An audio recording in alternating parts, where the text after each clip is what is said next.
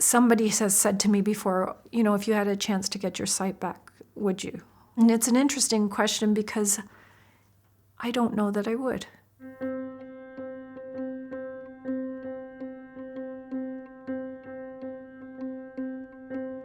Hi, my name is Fred, and I'm deaf. My name is Kara O'Kane, and I lost my sense of taste and smell 10 years ago. My name is Denise Chamberlain, and I lost my sight, and this is my guide dog, Ridley. As a little girl, I looked at everything. I used to lay on my tummy on the grass and look at an anthill. I can bring that back, just even the grains of dirt and the ants going in and out. It wasn't because I knew then, it was just something I did. I love music. I was formerly trained in classical music before. I was trained in piano. I played the flute. I was also trained in percussion. I come from a family where a lot of things revolve around food. A lot of birthdays and holidays and events. It's like, what food are we having? Where are we going? Favorite restaurants? I was born here with perfect hearing. So when I was in my late teens, I was diagnosed with a condition known as vasculitis.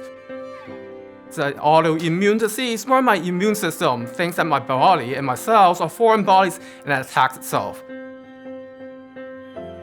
I was about 16 when I was diagnosed. I have retinitis pigmentosa, and it's an eye disease that is a degenerative of the retina. Almost like I was born with a set of old eyes instead of a set of new ones.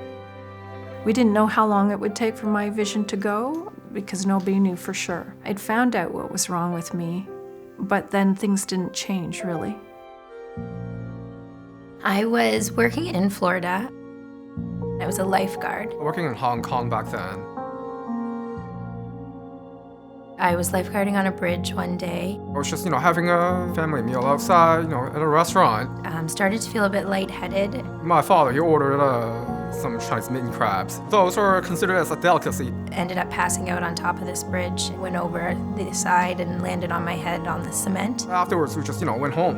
And at around, midnight, I went to sleep. From there, I could hear everything, but I was unconscious. And about an hour later, I woke up realizing that I've lost my hearing completely. I woke up in a neuro ICU and I couldn't taste or smell. I couldn't hear my teeth chattering. I tried screaming off the top of my lungs. I was sick. I had thrown up. I couldn't taste it. It was like, somebody turned off a switch.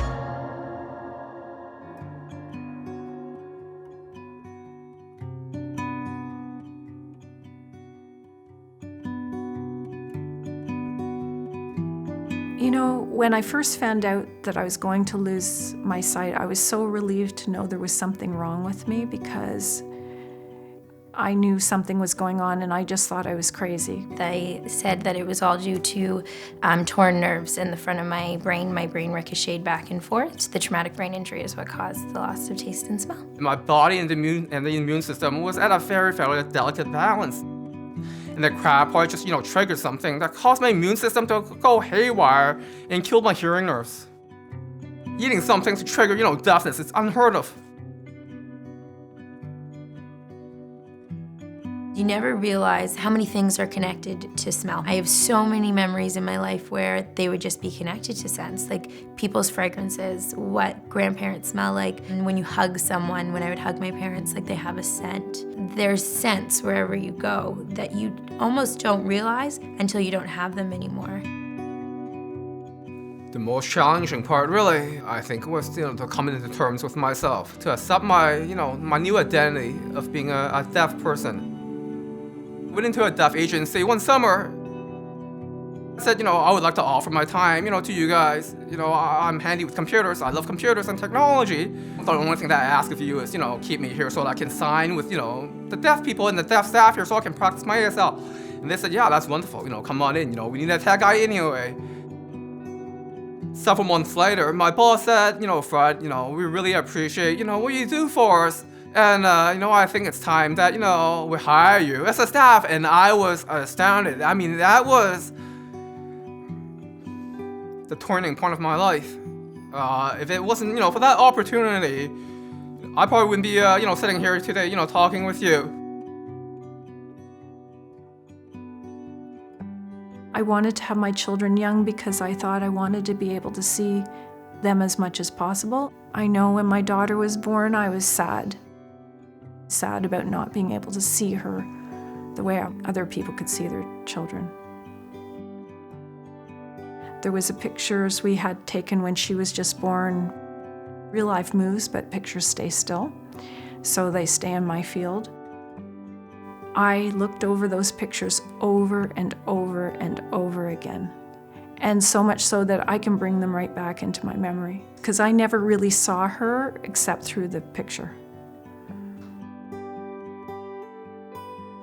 About a year and a half after my accident and after I had lost everything, I was with someone who had eaten an orange before I had got to their place, and all of a sudden I could smell oranges. I did not know that they had eaten an orange, and I just remember it was the most exciting thing.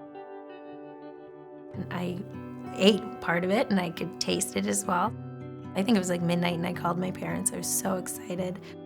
We were all crying.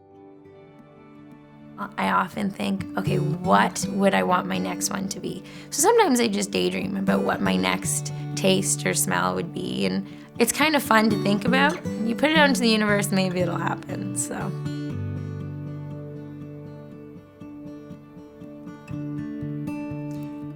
You know, being deaf, it taught me to appreciate life a lot more, to appreciate things, you know, in a different level and from a different perspective.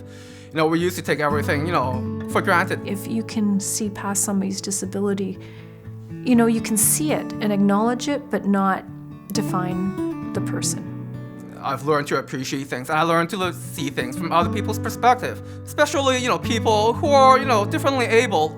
It really could have been so much worse, and I'm very lucky that this was the outcome over anything else. It's just a characteristic, but it's not who you are.